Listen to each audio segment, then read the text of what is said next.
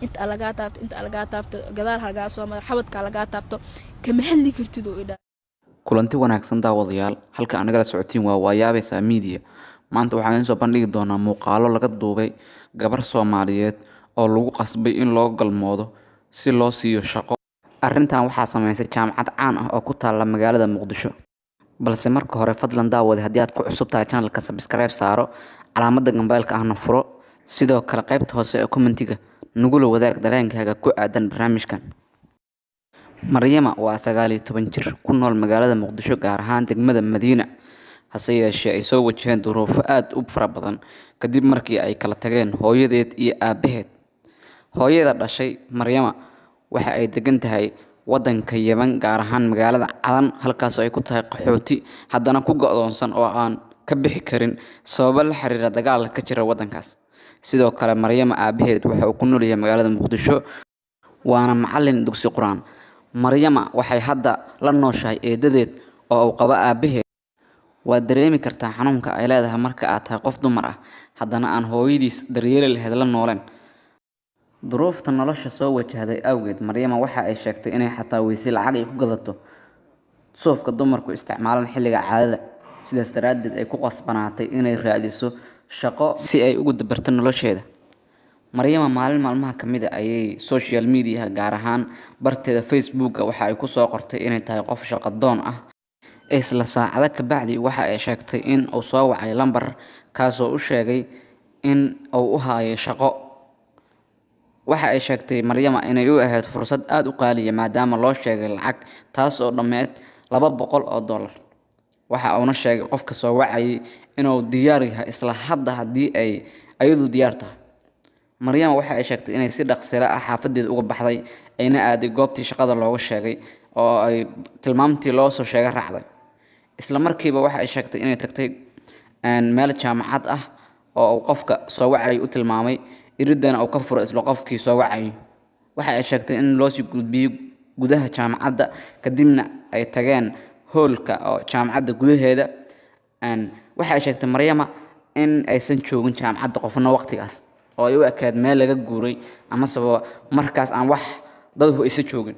waxa ay sheegtay Maryama markay jaamacadda irideeda istaagtay inay ka codsatay maadaama dad kale aysan la joogin meesha in uu wax u faahfaahiyo oo aysan geli karin meeshaan maadaama aysan qofna joogin oo labadooda qof cid ahayn aysan joogin. waxa ay sheegtay Maryama inuu qofkii ku qasbay oo uu yiri ama waad iska baxaysaa ama si aad shaqadaada u gudato gudaha soo galaysaa oo waxaan ku tusayaa goobta aad ka shaqaynaysid. duruufta haysay awgeed, Maryama waxay ku qasbanaatay inay u hoggaansato amarka qofkan manaxaha ah ee ku qasbay inay gudaha soo gasho. Maryama waxa ay sheegtay inay gudaha u gudubtay kadibna qofkii wadayo oo tusiyay 3 qol oo aad u wasakh badan, kuwaasoo sheegay in ay tahay meesha ay ka shaqayn doonto oo nadaafadda.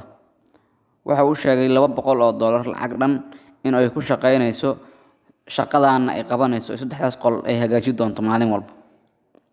Maryama waxa ay sheegtay inay ka aqbashay oo tiri shaqadeeda waan qabsanayaa, isla berriba haddii ay suurtagal tahay waan soo shaqo galayaa, waana diyaar aniga xaggayga. waxa ay sheegtay intaas kadib inuu ninkii yiri lacagtaada waa diyaar, isla berrina waa soo shaqo galaysaa, balse waxaa muhiim ah inaad fahanto. Maryama waxa ay sheegtay inay fahmi weysay eraygaas ah inaad fahanto maadaama ay gabar aad u da'yar tahay. kabacdina ay dhahday ma waxaad doonaysaa lacagta aan qaato inaan wax kaa siiyo? waa diyaar haddii aan qaato lacagta ugu horreyda maadaama aad shaqo ii soo dhammaysay, waan ku sii doonaa intii aad lacagta iga codsatay ama saba intii iga go'do lacagtaas ka mid ah. Maryama waxa ay sheegtay inuu ku qoslay qofkii wiilka dhalinyarada ahaa ee shaqada u soo dhameeyay, kabacdina uu ku yiri adiga inaad fahanto ayaa muhiim ah, ma aha aniga waxaan doonayaa lacag ee waa waxa maadaama aad qof dumar tahay Ilaahay ku siiyay. Maryama waxa ay sheegtay inay aad u la yaabtay weydiinta wiilkan, kadibna ay ku tiri walaal ma ihi aniga qof noocaas ku shaqeeya, mana danaynayo shaqooyinka noocan ah. ayadoo markaas dareemaysa cabsi aad u fara badan maadaama ay kaligiis kula jirtay meel qol ah. waxba yaana sheekada in ka dhex gelin, muuqaalkan ayaad uga bogan doontiin Maryama oo si rasmi ah u sheegaysa waxyaabihii ku dhacay iyo goobaha ay tagtay. daawasho wacan. arrinta ugu muhiimsan waxa waaye maalin ayaan ka doontay jaamacadaha ku yaala dalka Soomaaliya mid ka mid ah waxaan ka doontay shaqo nadaafad ah lagaga sheegay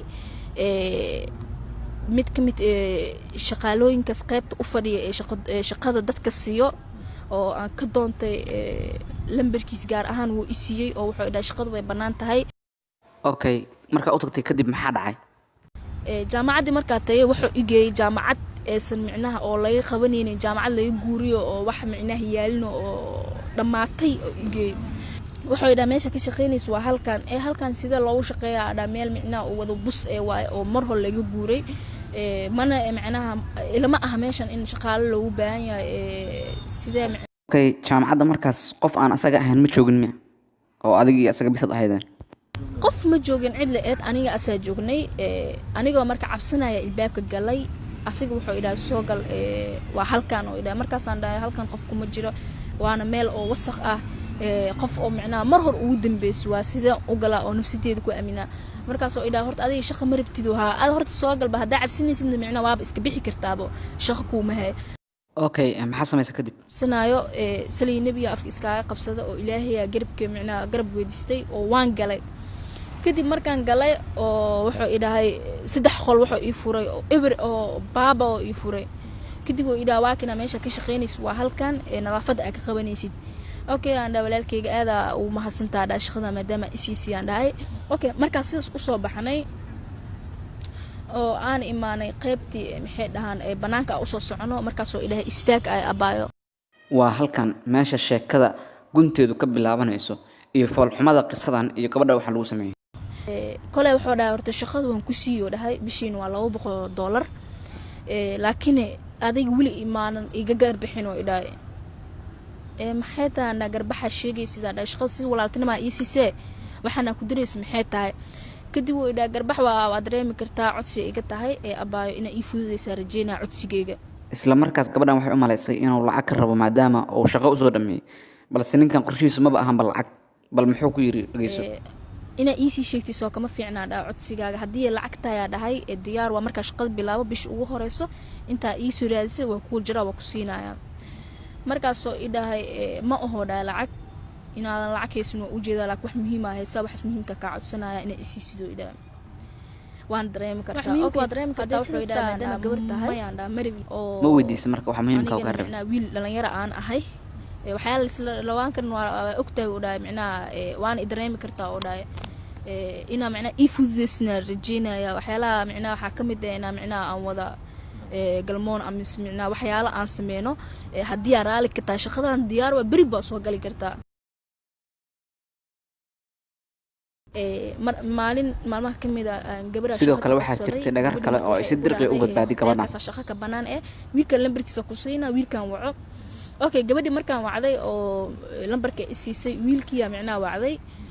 kadib wiilku wuxuu idhaa waa runteed qofta kuusoo sheegtay shaqo bay ka bannaan tahay haddaad soo gelaysid adiga waayo igu dhahay. kadib markii oo sidaas igu dhahay waxaan dhahay bishii waa imisaa dhahay $400 oo idhahay.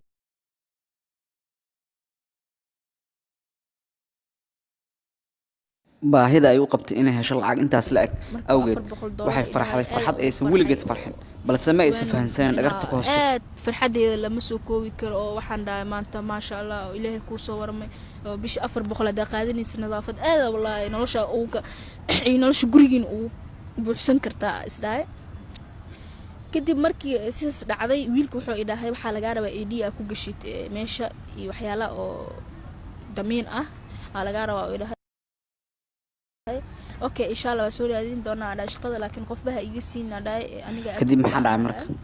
wiilku wuxuu ogaaday marka inaan shaqada aad ugu muhiimsanayo oo duruufana ay haystaan.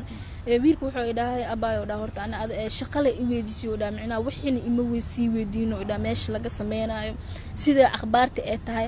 waxaan u jeedaa dhaa qof oo micnaha hami leh oo inaa shaqaysato oo daacad u tahay u jeedaa oo dhaa micnaha dad badanaa jiraan oo sidaan oo kasii baxeen oo dhaa. okay shaqooyinka waxaa ka mid oo dhaa oo la qabanayo. okay ma weydiisay marka adiga shaqada aad qabanayso qaabka ay tahay?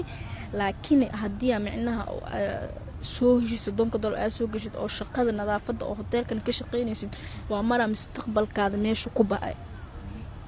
oo maxaa ka mid ah dhaa in micnaha oo markaa oo micnaha qolka soo galaysid waa qolala aan hagaajinay aan nadiifinin qof biyo u keenin nadaafada haysa inta laga taabto gadaal haga soo mar xabadka laga taabto kama hadli kartid oo idhaa waxa yeelayo dad oo wuxuu dhahay dibadaha ka imaadeen yaa sidaas yeelaya marka adiga moodis dhaqankii ka tageen oo dhahay ha oo gabdho badan sidaas oo kale ku hayaan oo aan ka hadli karin oo dhahay kuwaas aan maanan keenin laakiin shaqada adaa macna aan ku keenuya oo dhahay marka wuxuu dhahay lama sidaas da ku gali kartid waa kas oo macna gabarna waa taa oo dhahay hadii mustaqbalkaada barbtid oo dhahay in sidaas ها والله وداقي أو جبر هي هدية جبر تاي ما يود ما waxa la wadaagtay in adiga gabarta ciyaar marabo arinta hadii meeshan soo gashidna oo dhaa waa mara micnaha oo xabadkaada laga taabta gadaal laga soo mar meesha ku baa oo dhaa hatta oo dhaa had 400 ku shaqeynayo oo dhaa waxa ba lagu dhigi karaa ku weys